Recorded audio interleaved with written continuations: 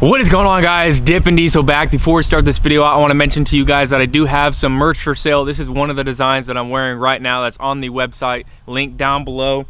It's got D for Dippin and then Diesel, and then this one says Soot Fiends. If you guys don't know what a soot fiend is, you probably aren't a soot fiend. So I know over the past couple months, a lot of you guys have been asking for merch, so link down below and get yourself some t-shirts, some sweatshirts. I'm also going to be coming out with some hats very soon. I just have to lock down a supplier here where I live so I can actually have them on hand and send them out to you guys instead of having a drop shipping website do them for me. But anyway, let's go ahead and get right into the video. We're gonna have a competition between the 1965 Dodge D500, the 2018 Can-Am X3 XRS Turbo R, and the 2001 Dodge Ram 2500 with the 5.9 liter Cummins. Now this competition is to see what truck can go 0 to 60 the fastest. The only problem is this truck and the Can-Am are a lot faster than this old farm truck. The old farm truck can barely go 55 miles an hour as it is. So we're just gonna go ahead and test 0 to 55 in this truck. And in the Can-Am and the Cummins, we're gonna go ahead and bump it up to 0 to 65 just to give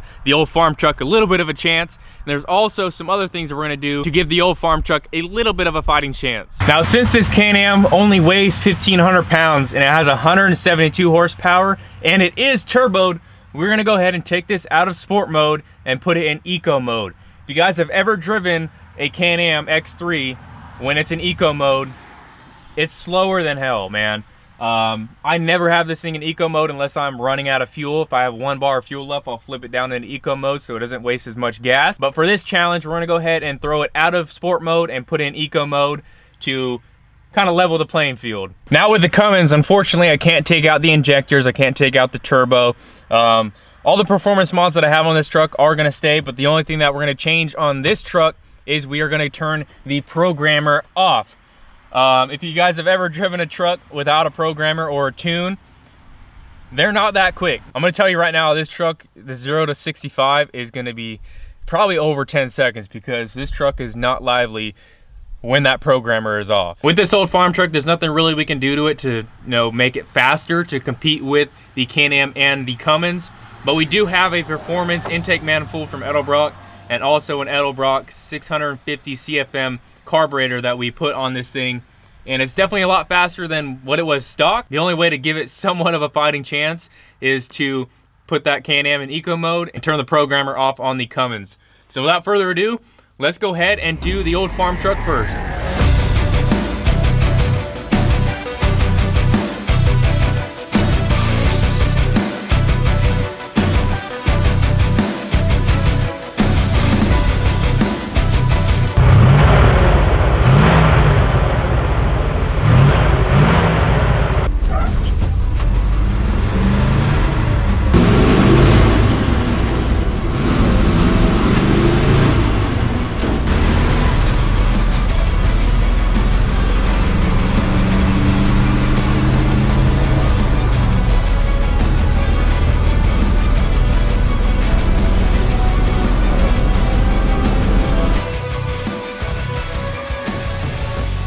Bad. That was actually better than I thought it was going to be. I'm not sure what the time is. I'm going to have to see in editing, but that was pretty dang fast for an old farm truck, let me tell you what. Man, the farm truck did pretty good. Got back safe and sound. I want to let you guys know, if you guys have been watching the videos for a while now, the brakes are fixed. I went ahead and made a 1-man bleeder, so all 4 brakes work. Man, I stop on a dime like that. Probably not on a dime, but I stop pretty good now compared to what it was. The brakes are hard, and this vehicle is a pretty good driver now. Super solid. So let's go ahead and see what this Can-Am X3 can do.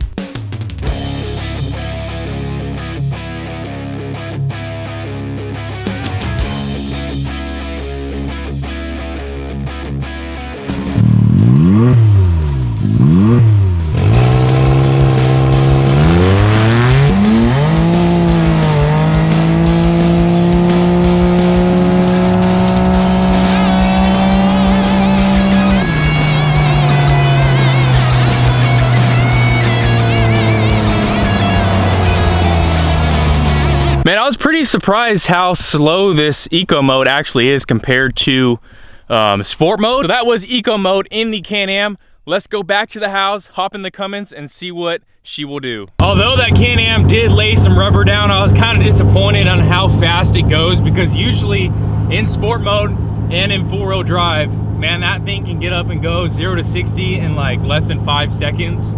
So I was kind of disappointed. It's kind of expected, I guess, in eco mode. But we are in the Cummins now. We are headed down to the spot, and we're gonna see how fast this truck can go and see if it can beat the Can-Am and see if it can beat the old farm truck. I'm not expecting much out of this truck with the programmer turned off and with this transmission. It's good at shifts, but it's just not really well at holding up to, I wouldn't say the kind of power this truck has. I mean, this truck is pretty quick from the other trucks that I've driven with just a programmer. But without that programmer, I'm not really sure how fast it's gonna go. So I guess the only way to find out is to put it to the test. Let's do it.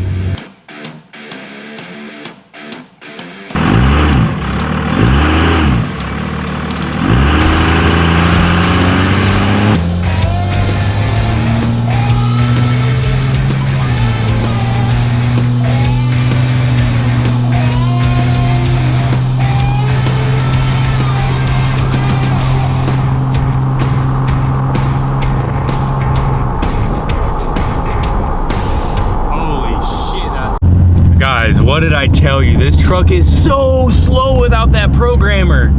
Without that extra fuel, man, this turbo does not spool whatsoever. Man, I think the 65 might have got this truck.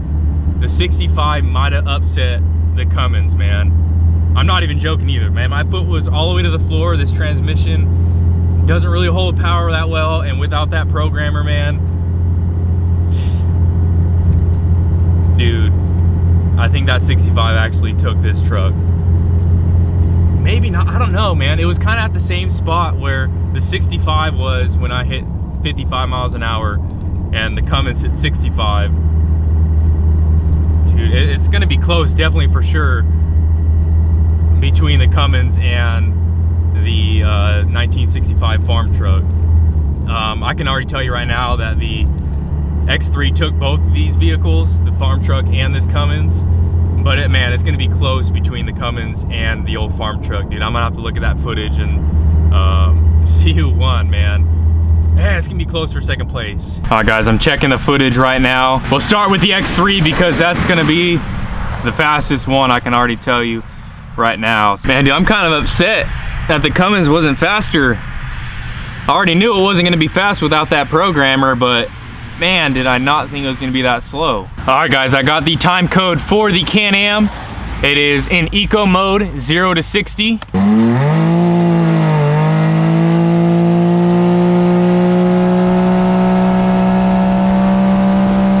Man, it's so slow, man. So the unofficial time for the Can-Am in eco mode was 8.19 seconds. Now the two I'm curious about are the Cummins and the 1965. We'll do the Cummins first and do the 65 last because I'm curious, man. Did the 65 upset the Cummins? All right, guys, we got the unofficial time for the Cummins, man. It was slow. 0 to 60 was slow, man. All right, here we go.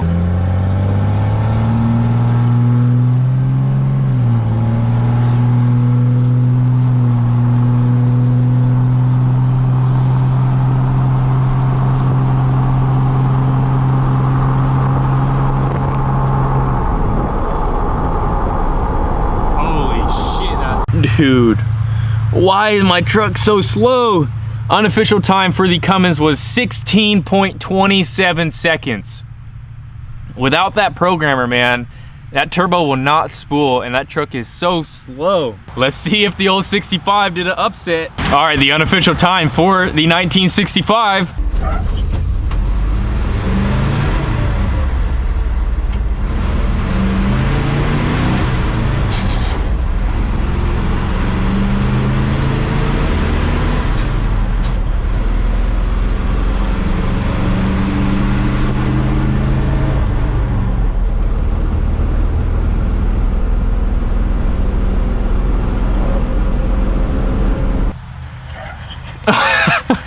Dude, I straight jacked that first gear, man. I can tell you right now that the Cummins beat it. The unofficial time for the 1965 was 26.09 seconds. All right, guys, there you have it. As expected, the Can-Am obviously won, man. That thing is quick, especially in sport mode and four-wheel drive. This thing will smoke literally anything. I was surprised that my Cummins went that slow and got 0 to 60 in 16 seconds, man. I thought it was a lot faster than that. I knew without that programmer, it wouldn't be fast, but I thought it would be quicker than 16 seconds.